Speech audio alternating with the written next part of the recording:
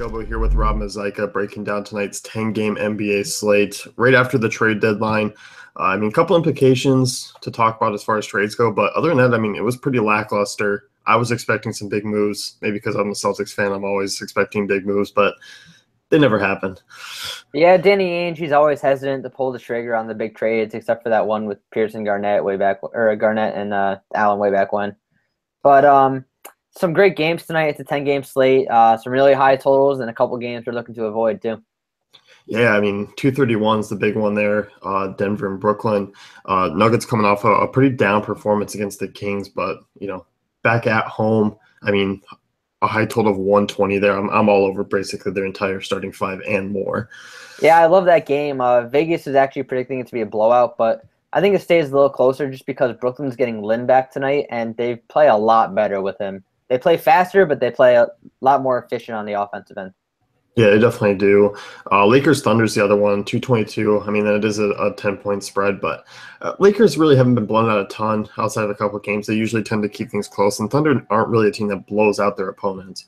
Yeah, and there's a bunch of value coming up tonight with all these trades that happened. The small trades that happened yesterday and day before. Lou Williams gone.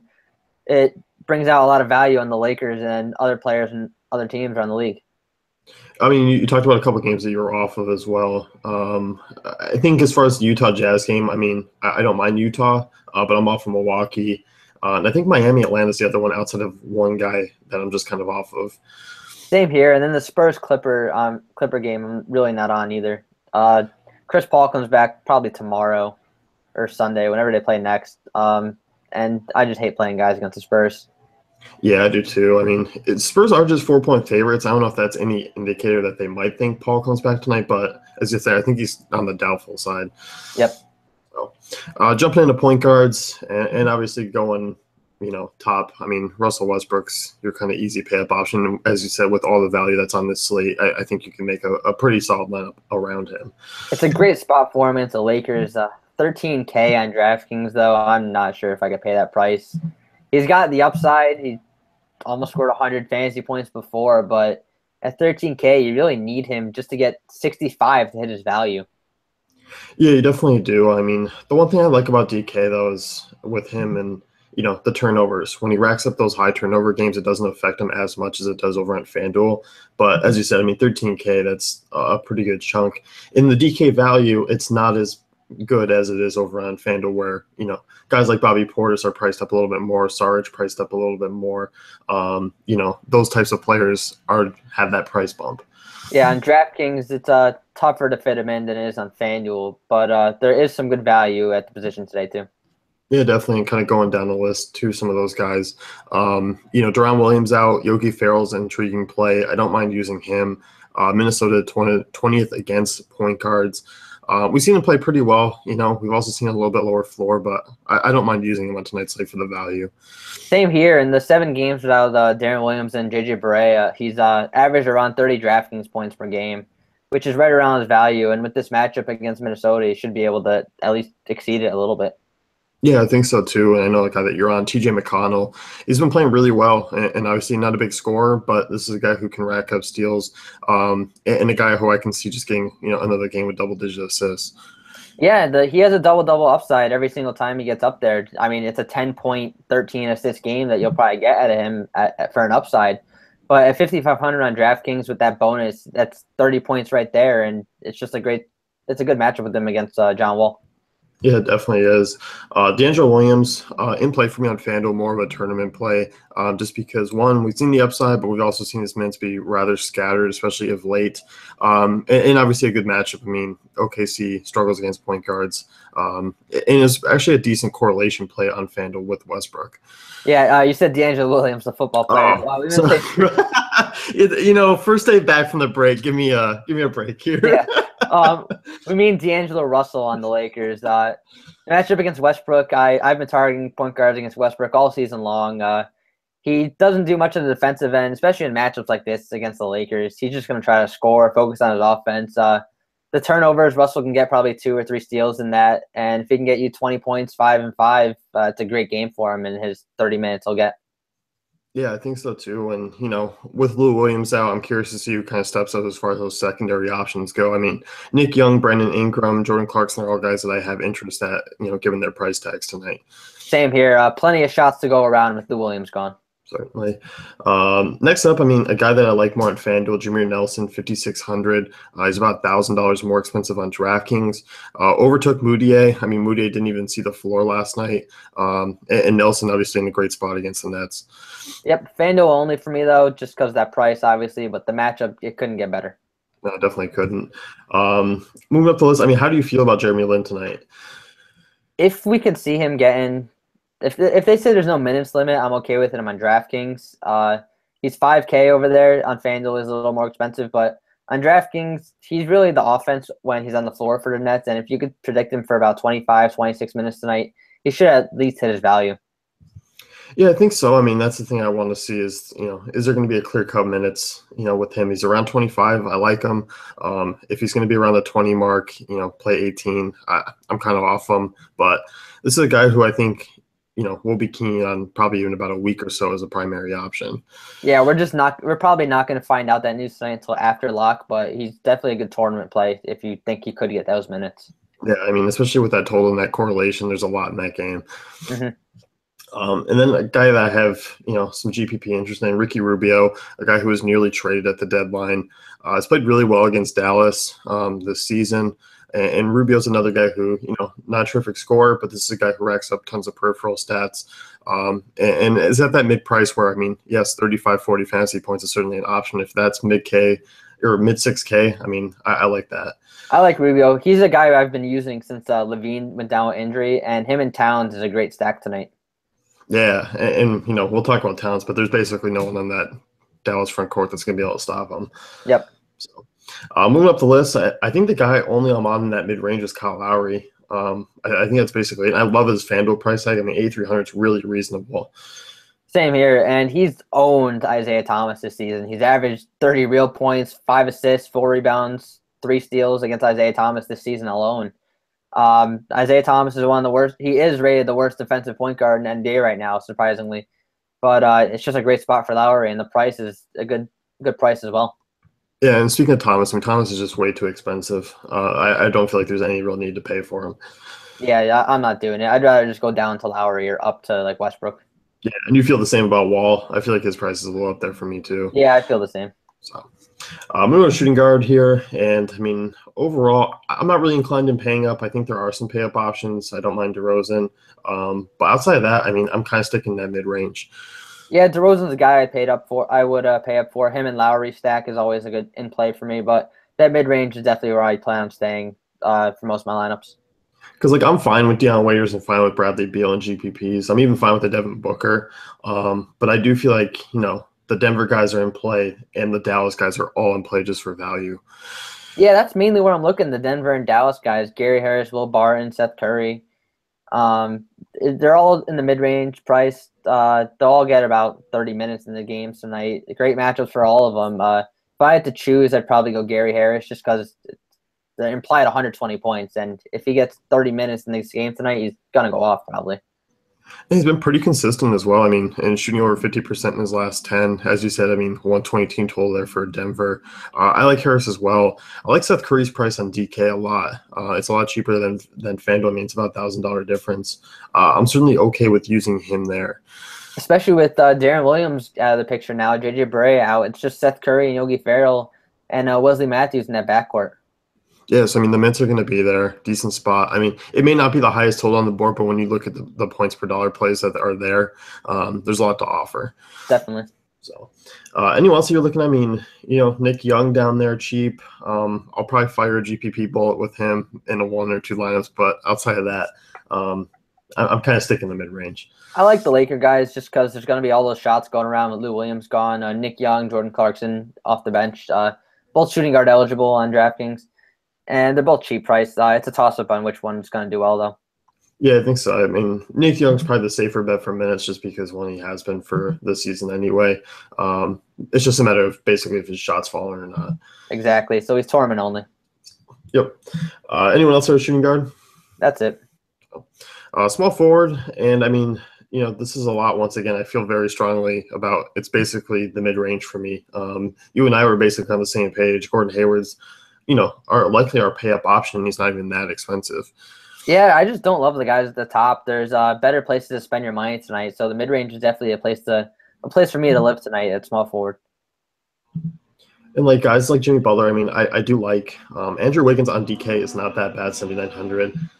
FanDuel 8,700 though for Wiggins is up there. I mean, he's been playing well. I think he deserves it, but I can't pay that price tag. I can't either, especially when his shot is off. He can get you literally 15 fantasy points in a game. Yeah, that's the problem. I mean, sure, you can get a couple peripheral sets here and there lately, but for the most part, he's just strictly a scorer. Yeah, Hayward's definitely my pay up option though. I mean, he's not really a pay up option, but that's probably as high as I'm going. Yeah, I mean, he's been really consistent. Milwaukee 29th against small forwards. I mean, Gordon Hayward's basically the guy that I'm plugging and playing for cash and even GPPs. But a little bit below him, I mean, you do have the Denver guys. I'm intrigued with the small forwards in that Washington-Philly game. I prefer Covington just as far as a consistency thing goes, but both him and Porter are play. Yeah, they're both in play. Covington, he plays a lot better with Embiid and all these bigs off the floor now. Someone's going to have to play for Philly. Yeah, Washington's wing defense has never really been that strong. No, definitely not. So don't mind them. I mean, PJ Tucker out of Phoenix. TJ Warren should finally get some consistent minutes. I mean, it was just always a toss-up between those two. I don't mind using him tonight. I think he's in play, even though it's not the most optimal matchup. It's just more middle of the road. I like him, especially if we could predict him for about 30 minutes tonight. That's a lot more than season average. And, I mean, the matchup's not the best against Chicago, but we've seen him put up some huge games before. Yeah, and a reasonable 105 total there as well. So as far as the price goes, I mean, I think it's pretty fair. Yeah, and then a guy a little cheaper on DraftKings, really cheap on FanDuel, who I'm really interested in, is Bojan Bogdanovic. It's going to be his first game at Washington tonight. They say he's going to play. He's probably going to come off the bench, but he's going to be the main scorer on that second unit. And we've seen him put up massive scoring games before with the Nets, and I don't see why he couldn't do it again with a new team. I don't think so either. I mean, you look, he's really cheap. This is a guy who, is coming off the bench. We probably were looking where his usage might go. I think it's going to be pretty much the same, just because, as you said, I mean, he's a scorer. This is a guy who, was a guy that you looked for on Brooklyn to keep things close. And I think in a second unit, he's still going to thrive. Yeah, and I honestly think he's going to do even better with Washington than he did on Brooklyn, just because Brook Lopez takes up so much usage on the floor when he was on the floor. And now with Washington, no one's really going to take that usage from him with that second unit. No, definitely not. And a guy you probably know a little bit more about than I do, and that's Rondé Hollis-Jefferson. I hate predicting Nets minutes just because it's all over the place all the time. But with Bogdanovic gone, I mean, Ari Shea is a guy who could pick up a bump. Yeah, the team loves this guy. They love Rondé Hollis-Jefferson. I think he's just going to slide right into that Bogdanovic role. It's just with the Nets. Kenny Atkinson, he really doesn't like to give his players a ton of minutes. No, that's the problem. I mean, he's a guy – we see a lot of those guys like LeVert, Kilpatrick, Hollis-Jefferson. It seems like their max at sometimes can be like 24, 25 minutes. Yeah, probably about that. It's just he's going to get the biggest bump with Bogdanovic gone, I think. But the minutes are just – he probably not going to get more than 26 minutes in the game. No, so I'm going to leave those guys for GPP only. I'm fine taking shots with them. I think RHJ is my favorite, but, for the most part, I'm staying away in cash. Same here. A guy I do have some interest in is like a punt small forward is Brandon Ingram. Just looking at that total, looking at that game in general, I do like, building around it. And I am intrigued if Ingram can get 30-plus minutes because I do think this is actually a game he can thrive in. It definitely is. Oklahoma City, they've given up some huge games to small forwards this season. And with that second unit, Lou Williams is gone, ton of shots to go around, and Ingram loves to shoot. Yeah, I mean, I think he's an intriguing play. And, for me, not a cash game guy, just a GPP guy. But, far too cheap, I think, for his skill set. And I think he's going to come around. And even if he gets you around 20 to 25 FanDuel points, it's not going to kill you. No, I definitely agree there. So, moving on to power forward, and this one, I mean, a little bit different between the sites. Jokic, power forward on FanDuel, not on DK. A down night last night against the Kings in basically the best matchup he'll face all season here. Yeah, Brooklyn, they bleed fantasy points. He has triple-double upside in this one, and I think his ownership comes lower than usual just because of what happened last night against the Kings. And the price tag is rather high. I mean, you can't be taking that type of game from someone who's, over 10K, but this is a great spot. I mean, Brooklyn bottom 5 rebounding, 28th against opposing centers. I mean, what more can you say? Yeah, I mean, he's a tournament only option for me just because of his price, but he has massive upside in this matchup. Yeah, it really does. And I'll take a big jump down. I mean, I don't like Blake Griffin. I don't like Millsap, Aldridge tonight. I don't mind the Washington Philly power forwards, but for the most part, I'm not in love with power forward tonight. I hate power forwards tonight, especially over on DraftKings where you can't even play Jokic on there. I'm mainly just looking at the Philly guys. Dario Saric is probably going to be the highest owned player tonight in general, but it's just a great spot for him. Philly only has 3 active bigs tonight, him, Okafor, and Recon Holmes, who I'm intrigued in all 3 of them, but Saric is my preferred option. Yeah, me too. And even on the other side, that one, Markieff Morris has been pretty consistent. I mean, he's hit his projection on our site in, 8 of the last 10 games. If I am paying up in that mid-K range, I mean, I don't mind using him. But for me, it's Saric. And, I'm probably going to be looking at guys like Dirk and Serge Ibaka as well in kind of that 5-6K range. Same here. I have some slight interest in Dirk and Ibaka as well. But on FanDuel, I'm probably just going to pair Saric with either Holmes or even Bobby Portis. With the trade of Taj Gibson, I think Portis gets unleashed. I think he just comes out firing now. Yeah, I'm hoping. I mean, finally, I think free Bobby Portis has been a thing for, 2 years now? We've been waiting for it. So, I mean, this is a great matchup, high pace. I mean, Phoenix ranks 27th against power forwards. I do think Mirotic is an interesting swerve. If you're building 5 lineups, maybe toss, Mirotic in one of them and Portis in the other 3 or 4. But, overall, I am intrigued just because Gibson is gone. Yeah, that leaves a big hole for Chicago, and I think Portis will fit in perfectly as long as he gets the minutes. Yeah, I think so too. Of course, Dang, I mean, a guy who I think you can play cash games just because he is rather cheap. Dallas, not a good rebounding team. I think he's in for a good double-double tonight. Yeah, he's got the double-double for his upside. He's a safe play tonight, though. Marquise Chris was a guy that you thought of as possibly being an interesting tournament play tonight. Yeah, with P.J. Tucker being traded away, I mean, I know we think T.J. Warren's going to get a big bump, but it could be Marquise Chris who gets the bump. It's going to be – we're going to have to wait and see, but I love getting ahead of the curve, and if I can play Chris tonight and he is the guy who gets the beneficiary of P.J. Tucker being gone, it's going to win – well, hopefully win me a lot of money. And, I mean, we've seen Phoenix run out multiple lineups, and that's the thing that's always kind of frustrating with them. And, I am going to lean more towards that rotation as far as just being GPP only. I mean, I will use Warren in cash games, but, I think those secondary pieces are intriguing tournament options. Yeah, if you – like I said, if you're ahead of the curve, it's always better to be ahead of the curve than be late to the party. Yeah, it definitely is. I mean, we've seen that a few times. You were on Hernan Gomez for basically the entire year. Yeah, I've been using Hernan Gomez since November, and now I'm off him.